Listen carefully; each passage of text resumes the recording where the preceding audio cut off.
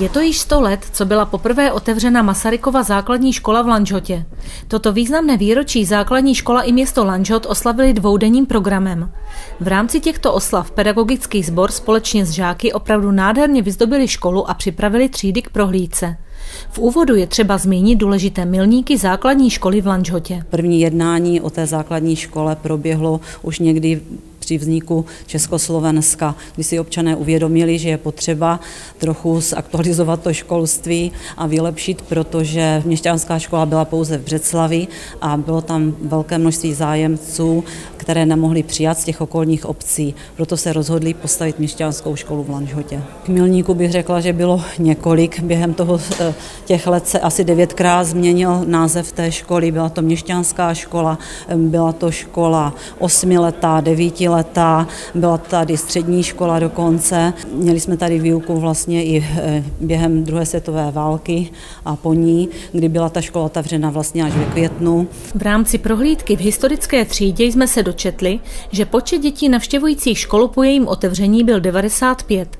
Jak je to v dnešní době? V současné době navštěvuje školu rovných 300 dětí a bylo to ještě dříve tak, že jsme měli 2 budovy. Jedna byla obecná škola na ulici Komenského, kde se vyučoval první stupeň a teprve v roce 1984 byl tady přistavěn ten první stupeň k měšťanské škole a od té doby chodíme všichni dohromady. Co všechno na dnech otevřených dveří bylo ve třídách, ale i na chodbách k vidění? V přízemí máme úplně to nejstarší historii, to znamená založení té školy, jsou tady ukázky kronik a z kronik vlastně.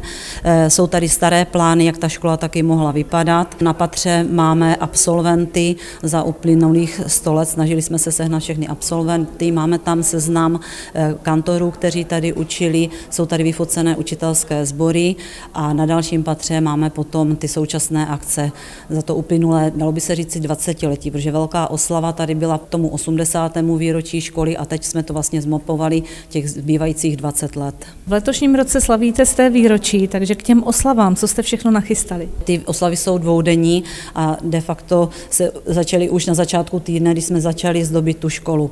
Co se týká tříd, tak tam máme výzdobu zaměřenou na výuku, na jednotlivé předměty. Máme tam vzpomínku na literární procházky Lanžhotem, to bych teda taky vyzdvihla, že je to hodně navštěvovaná a oblíbená akce. A chodby zase jsou zaměřené spíše vánočně, protože blíží se advent. Dopoledne jsme měli pro děti takovou generálku na akademii, která bude dneska v 5 hodin odpoledne. Předtím ve 4 hodiny rozsvítíme vánoční stromek před budovou školy a ještě předtím ve 2 hodiny začne slavnostní pedagogická rada, kde jsou pozváni bývalí kantoři a zaměstnanci školy.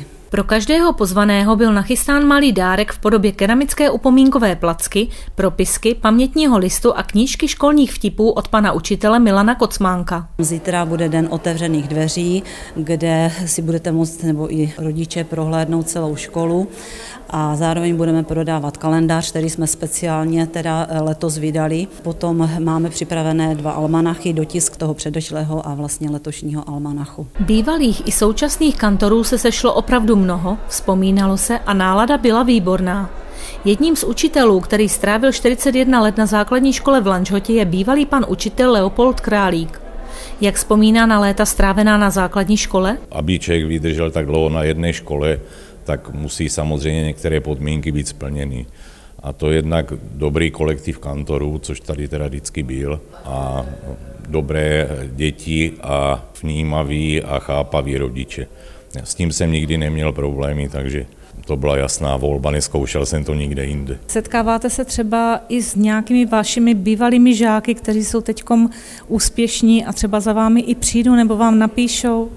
No, potkávám je samozřejmě v Lanžhotě. Zatím oni dělávají taková setkání po 5, po 10 a dál letech a tam mě teda zvou na ta setkání, tam rád teda chodím a dovím se, jak vlastně se uplatnili v životě, mám z toho radost, když prostě se jim daří a jsou úspěšní. Bývalým učitelem na Masarykově základní škole je i starosta Lanžhota pan Ladislav Straka. Jak je spokojen s chodem školy? Škola funguje skvěle a já jako správný Lanžhočan a občan a v podstatě i bývalý kantor tak si myslím, že na tu naši lanžhotskou školu můžeme být hrdí. Já jsem přesvědčen, že škola je vizitkou každé obce a takovým účastníkem toho veřejného dění. Na tom se podílejí jak vedení školy, tak kantoři i zaměstnanci a tak dále, takže my tu spolupráci se školou vnímáme jako oboustranně výhodnou.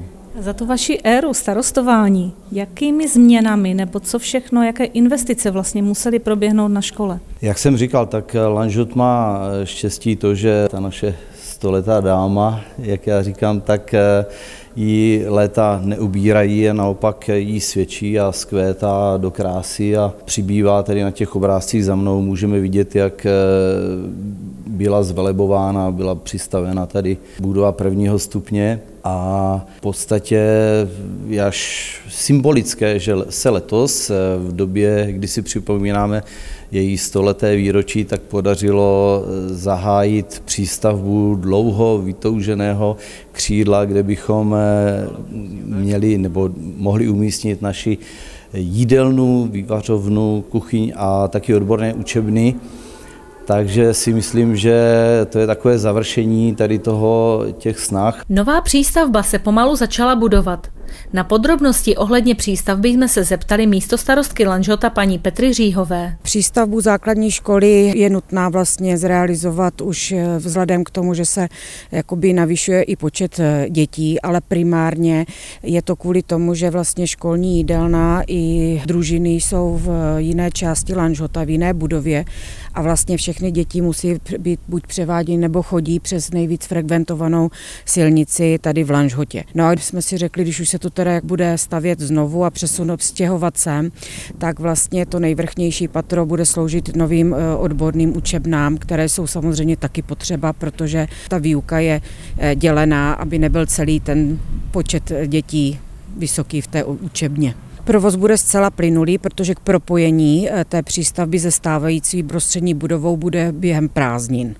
Takže ten provoz by měl být plynulý, k omezení dojde jenom vlastně tady k dopravnímu omezení před tím staveništěm. Kdy se plánuje dokončení dostavby? Stavba jako taková by měla skončit k 31. březnu roku 2026, s tím, že potom bude nějaký prostor na vlastně vnitřní vybavení. A tak nezbývá než popřát, ať jde vše podle plánu a děti i učitelský sbor si mohou užívat vše v jednom areálu, což přispěje k ještě lepšímu společnému soužití na škole. Tak já bych především přál škole mnoho zvídavých žáků, nadšených pedagogů a uznalých rodičů i celé veřejnosti a minimálně do dalších 100 let a tak, jak jsem říkal na začátku, kež bychom mohli si přát, abychom i za těch 100 let mohli být i nadále na tu naši lanžhotskou školu hrdí.